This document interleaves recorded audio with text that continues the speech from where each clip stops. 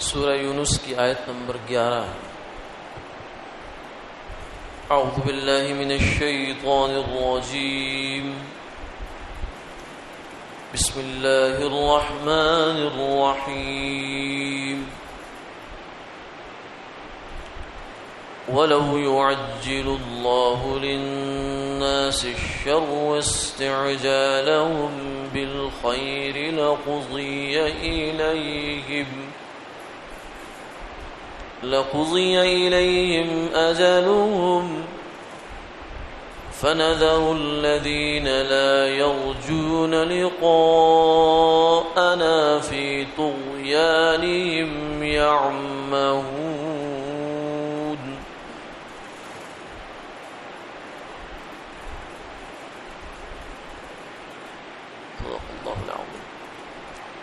اور اگر جلدی پہنچا دے اللہ لوگوں کو برائی، جیسا کہ جلدی مانگتے ہیں وہ بھلائی، تو ختم کر دی جائے ان کی عمر، سو ہم چھوڑے رکھتے ہیں ان کو جن کو امید نہیں ہماری ملاقات کی، ان کی سرکشی میں سرگرداں۔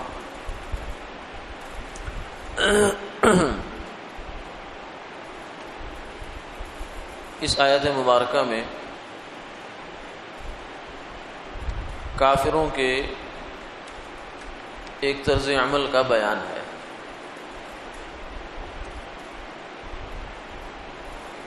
جب بھی انبیاء علیہ السلام اپنی قوموں میں تشریف لاتے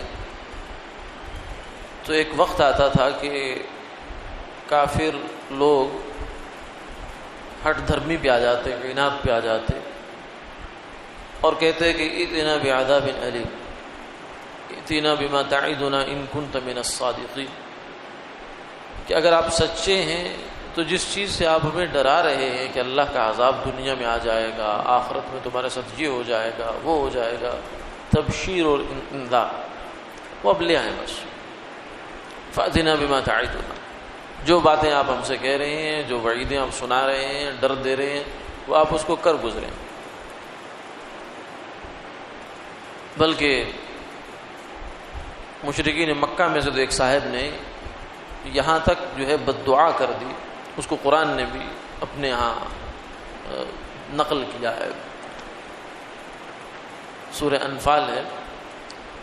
وَإِذْ قَالُوا اللَّهُمَّ إِنْ كَانَ هَذَا هُوَ الْحَقُّ مِنْ عِنْدِكَ فَأَمْطِرْ عَلَيْنَا حِجَارَةً مِنَ السَّمَاءِ أَوْ ائْتِنَا بِعَذَابٍ أَلِيمٍ۔ اس نے یہ کہہ دیا کہ اے اللہ، اگر یہ قرآن یا حضور حق ہیں فَأَمْطِرْ عَلَيْنَا حِجَارَةً مِنَ السَّمَاءِ، تو پھر کیا ہے کہ آپ ہمارے اوپر آسمان سے پتھروں کی بارش کر دیں، أَوْ ائْتِنَا بِعَذَابٍ أَلِيمٍ، یا دردناک قسم کا عذاب ہمیں آ جائے۔ اس حد تک بے وقوفی بھی اتر آئے۔ تو یہ کفار کا وطیرہ تھا۔ قرآن پاک نے یہاں اس کو بیان فرمایا کہ اگر یہ تو انسان کی فطرت ہے کہ وہ ایسا کرتا رہتا ہے، لیکن اگر اللہ تعالیٰ بھی انسان کی اس فطرت کے پیچھے چل پڑے تو پھر تو یہ کہانی بہت جلدی ختم ہو جائے۔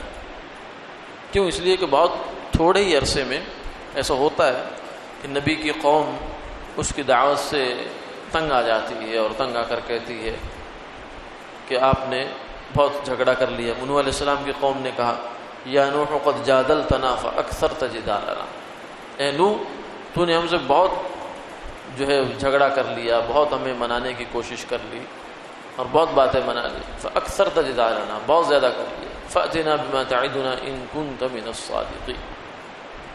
تو اگر ان کی طلب پر اور ڈیمانڈ پر اللہ کی طرف سے اگر فیصلہ آ جائے شر کا تو لقضی الیہم اجلہم، تو نتیجہ کیا نکلے گا؟ ان کی جڑ کٹ جائے۔ جب جڑ کٹ جائے گی تو پھر تو کہانی ختم۔ لیکن اللہ تعالیٰ کی یہ اسکیم نہیں ہے۔ اس دنیا میں اللہ تعالیٰ کا جو نظام ہے وہ ایسا نہیں ہے۔ وہ اس دنیا کو ایک بڑے ہی حکمت کے ساتھ مدبرانہ طریقے سے چلاتے ہیں۔ وہ بہت جلد عذاب نہیں دیتے کسی قوم کو، مہلت دیتے رہتے ہیں، چھوٹی چھوٹی چھوٹی چیزیں آتی رہتی ہیں حتیٰ کہ پھر بہت بڑا عذاب آتا ہے۔ جیسے قوم فرعون کے ساتھ ہوا کہ پہلے ان کے اوپر ٹڈیوں کا عذاب آیا، پھر جوؤں کا عذاب آیا، پھر طوفان آ گیا، پھر ان کے کھانوں میں خون آ گیا، چھوٹی چھوٹی نشانیاں اللہ تعالیٰ نے ان کو دکھاتے گئے، لیکن وہ مان کے نہیں دیتے تھے۔ پھر بالآخر آخری فیصلہ آ گیا کہ اب ختم ہو جائے گا، ان کو ختم کر دیا گیا۔ تو اگر تھوڑے تھوڑے مطالبوں پر، ہر دفعہ کے نئے نئے مطالبوں پر عذاب آنے شروع ہو جائے تو پھر فرمایا کہ پھر تو یہ سارا جو ہے قصہ ختم ہو جائے گا، بساط لپیٹ دی جائے گی۔ اس لیے اللہ ایسے نہیں کرتے، بلکہ وہ ان کا ایک نظام ہے کہ وہ کافر قوموں کو ڈھیل دیتے ہیں۔ اس ڈھیل دینے کے دو نتیجے نکلتے ہیں۔ ایک نتیجہ تو یہ ہوتا ہے کہ ان میں سے کچھ لوگ جو سلیم الفطرت ہوتے ہیں لیکن تھوڑا سا ہدایت سے دور ہوتے ہیں، ہدایت ان کے بہت قریب نہیں ہوتی، تو کچھ عرصے کے بعد وقت گزرنے کے بعد ان کے اندر سے ہدایت والے لوگ بھی نکل آتے ہیں۔ ایک وجہ تو یہ ہوتی ہے عذاب نہ دینے کی، جیسے طائف کا قصہ مشہور ہے کہ حضور صلی اللہ علیہ وسلم کو انہوں نے اتنی اذیت دی ہے کہ سر کا خون جو ہے وہ پاؤں مبارک تک آیا ہے۔ تو اللہ نے فرشتے بھیج دی، جبریل امین آئے کہ یا رسول اللہ یہ پہاڑوں کا فرشتہ ہے، یہ جو طائف ہے یہ وادی ہے دو پہاڑوں کے درمیان، اگر حکم ہو تو اس پوری وادی کو یوں کچل دیا جائے جیسے چکی کے اندر دانہ پیسا جاتا۔ تو آپ نے فرمایا کہ نہیں، شاید ان کے اندر سے یہ نہیں مانتے لیکن ان کی نسل میں سے کوئی ہدایت والا انسان نکلا۔ تو ایسا ہوا پھر کہ عملاً طائف والوں میں سے ایسے لوگ نکلے جنہوں نے دین کی خدمت کی، اسلام بھی قبول کیا اور بہت بڑی خدمتیں بھی کی۔ تو ایک تو حکمت یہ ہوتی ہے، اور دوسری حکمت یہ ہوتی ہے کہ اللہ تعالیٰ کافروں کے بارے میں یہ چاہتے ہیں کہ یہ سرکشی میں اور آگے بڑھ جائیں، جن کا جرم جو ہے نا اور زیادہ ہو جائے، تاکہ ان کے لیے جو میں نے عذاب تیار کر رکھا ہے یہ اس کے برابر ہو جائے۔ جیسے فرعون کی شروع کی سرکشی تھی اور ایک اس کی انتہا ہوگی سرکشی کی، آخر درجے میں پہنچ گئی، تو پھر اس کو پکڑ لیا گیا۔ تو یہ اللہ کی حکمت ہوتی ہے۔ تو یہ تو اس آیت کا جو مصداق کافر ہوئے اس کے لحاظ سے بات ہوگی۔ بعض مفسرین نے اس میں یہ بھی فرمایا کہ یہ آیت کافروں کے ساتھ خاص نہیں ہے، کافروں کے ساتھ اگر اس کا مطلب ہو تو پھر تو اس معنی میں آیا، لیکن اس آیت کا ایک اور پس منظر بھی ہے، یا یوں سمجھیے کہ ایک اور مصداق بھی ہو سکتا ہے، وہ مسلمان بھی ہیں۔ اور مسلمان ایسے کہ مسلمان جو ہے وہ بھی ایک انسان ہی ہوتے ہیں، بہرحال انسانی جو بشری کمزوریاں ہیں وہ مسلمان کے اندر بھی ہوتی ہیں۔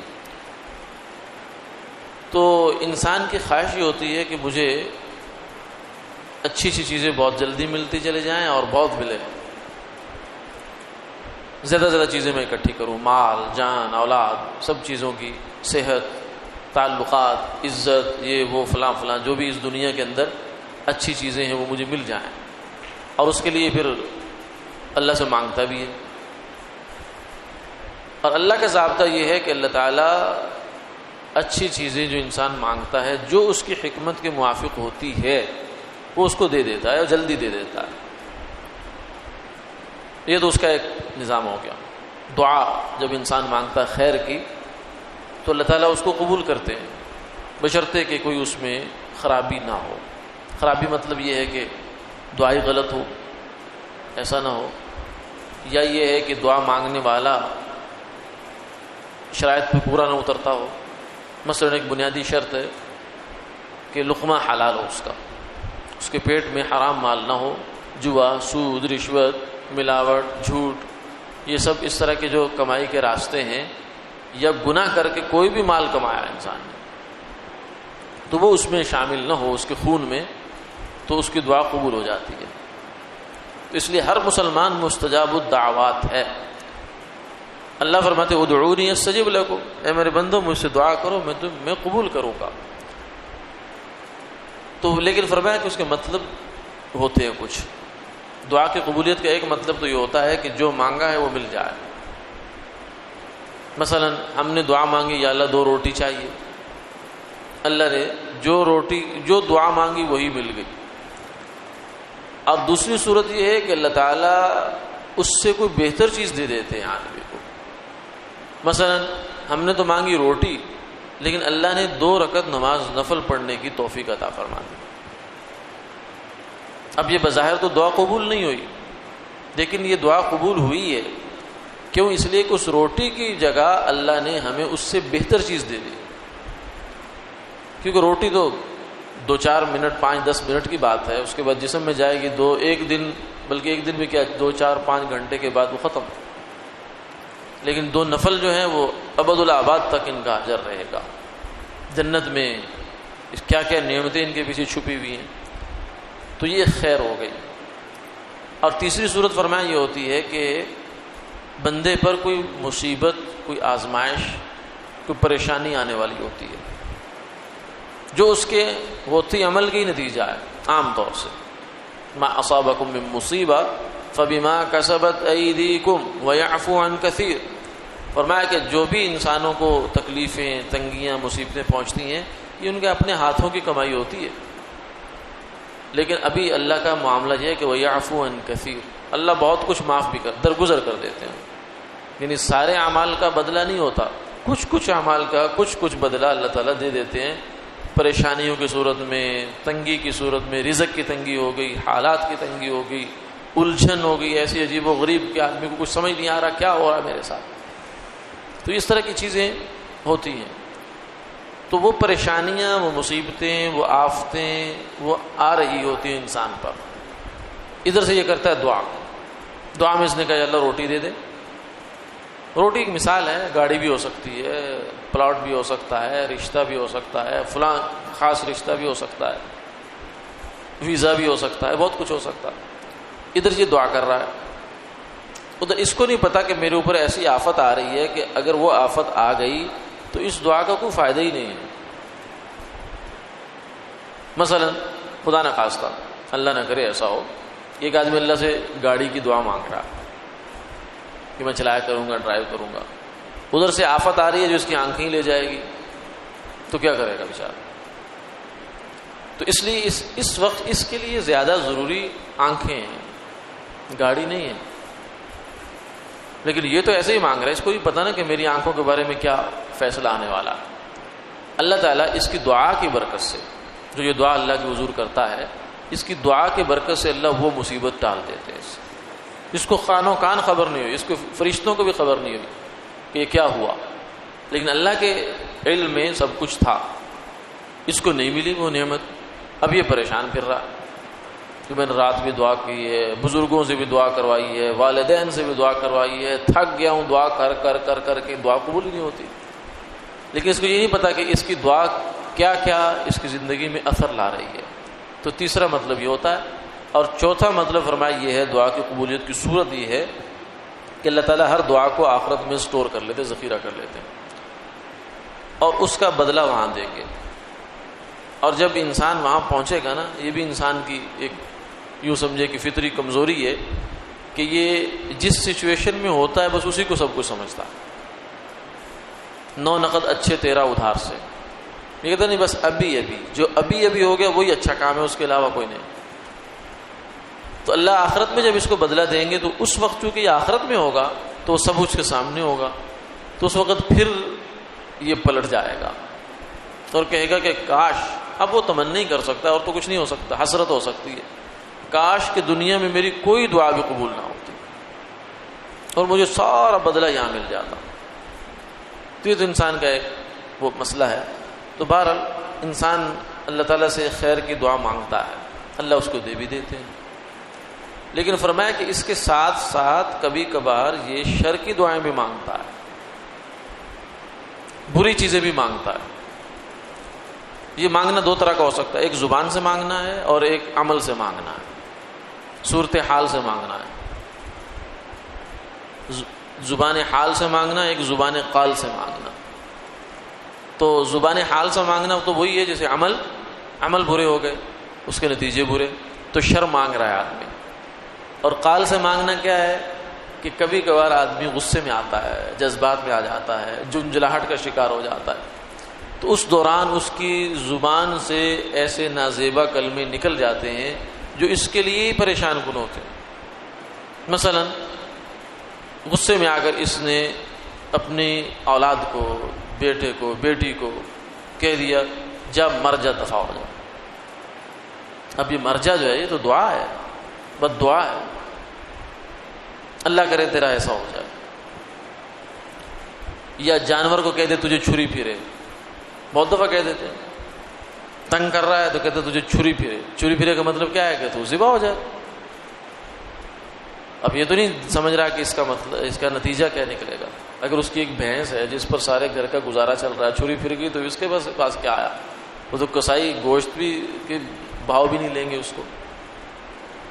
لیکن یہ بول جاتا ہے زبان سے، بے احتیاطی میں، جلد بازی میں، ان سب چیزوں میں بول جاتا ہے، اور اس کو پتہ نہیں ہوتا کہ کیا ہو رہا ہے. اس لیے فرمایا حضور صلی اللہ علیہ وسلم نے کہ اپنے غلاموں کو، اپنی اولاد کو، اپنے جانوروں کو برے برے برے بول نہ بولا کرو. کیوں؟ اس لیے کہ کیا خبر کہ قبولیت کی گھڑی ہوتی ہے جس میں تمہارا بولا ہوا بول قبول ہو جاتا. تو نتیجہ کیا نکلے گا؟ پھر ساری عمر کو رونا اپنے ذمہ ڈالو گے. وما كان الله ليظلمهم ولكن كانوا انفسهم يظلمون. اللہ بندوں پر ظلم نہیں کرتے، بندے خود کرتا ہے، اپنے ہاتھوں سے کرتا جو کچھ کرتا. تو اسے فرمایا کہ یہ اس معاملے میں زبان کو سنبھال کر رکھنا چاہیے. بلکہ محتاط لوگ تو یہاں تک کرتے ہیں کہ بچہ مثلا بے احتیاطی کر رہا ہے، کوئی ایسی شرارتیں کر رہا ہے، تو اسے یہ نہ کہو کہ بیٹا گر جاؤ گے، یہ نہ کہو، کیونکہ یہ تو آپ ایک پریڈکشن دے رہے ہیں کہ ایسا ہونے والا ہے، ہو جائے گا. بلکہ کہیں گے بیٹا ایسا نہ ہو کہ گر جاؤ، کہیں ایسا نہ ہو کہ گر جاؤ. یہ نہ کہو کہ گر جاؤ گے. گر جاؤ گے تو آپ نے ایک خبر دے دی نا. تو یہاں تک بھی زبان کی احتیاط ہے. اس لیے سیدنا صدیق اکبر رضی اللہ تعالیٰ اس کو پکڑا کرتے تھے اور کہتے تھے کہ تیری وجہ سے لوگ جہنم میں جائیں گے، تو ایسی چیز ہے. تو یہ اللہ تعالیٰ کا ایک نظام ہے کہ جب انسان کی زبان سے کوئی کلمہ نکلتا ہے تو وہ کلمہ بہرحال کوئی اثر رکھتا ہے. اچھا ہے تو بھی اثر رکھتا ہے، برا ہے تو بھی اثر رکھتا ہے. تو اب اللہ تعالیٰ نے یہ فرمایا اس آیت میں کہ ہمارا نظام یہ ہے کہ اچھی دعائیں، تمنائیں اور کلمات، اس کو تو ہم عام ضابطے کے مطابق لے لیتے ہیں، فوراً لے لیتے ہیں اس کو حکمت کے ساتھ. لیکن جو اس طرح کی الٹی باتیں انسان کی زبان سے نکلتی ہیں اس کو پھر جلدی نہیں لیتے ہم، کیونکہ اس کو جلدی لیں گے تو یہ مصیبتوں میں پڑ جائے گا. اور یہ بھی اللہ کا کمال رحم ہے، اس کا کمال کرم ہے کہ وہ اس معاملے میں بھی انسان کے ساتھ جو ہے وہ اپنے بالکل مساوات کا معاملہ نہیں کرتے، یعنی عدل کا، انصاف کا معاملہ نہیں کر رہے، نہ مساوات کا معاملہ کر رہے ہیں، بلکہ فضل کا معاملہ کر رہے ہیں. یعنی اپنے ہاتھوں سے انسان نے ایک بات کی ہے اور اس کو بھگتان آ سکتا ہے اس کا، مگر اللہ اس کو پھر چھوڑ دیتے ہیں. اور میں اگر ایسا ہو جائے کہ ہم جیسے تمہاری خیر کی باتوں کو جلدی سے لیتے ہیں، تمہاری شر کی باتوں کو بھی ایسے ہی لینا شروع کر دیں اور اس کی امپلیمنٹیشن شروع ہو جائے، تو پھر تمہاری زندگی لقضی الیہ ما جانو، پھر تمہاری زندگی بس ختم ہو کے رہ جائے. جیتے جی تم مر جاؤ جو کچھ زبان سے نکلتا ہے. لیکن اللہ تعالیٰ ایسا نہیں کرتے، یہ ان کا کمال مہربانی اور کمال شفقت ہے. وآخر دعوانا الحمد للہ رب العالمین.